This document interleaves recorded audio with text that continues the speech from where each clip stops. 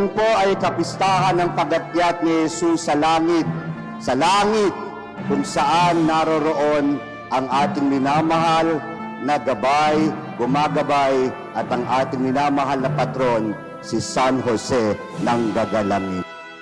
Isang napakagandang katangian ni San Jose ang ating makikita na isang pagsasakatuparan ng atas ng Diyos nung nakalipas na linggo nang siya'y nagpapaalam na ng kanyang ipinaalala na ang umiibig sa akin ay sumusunod sa aking mga utos.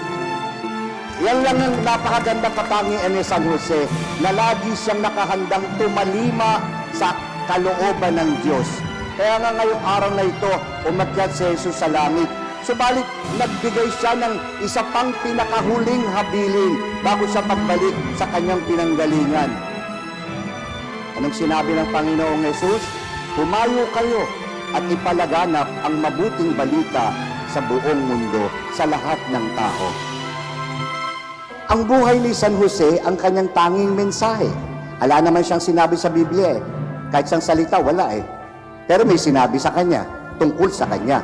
Siya ay isang taong matuwid. Si San Jose hindi nagbago ng kanyang pananaw. Naging matatag siya sa pananampalataya.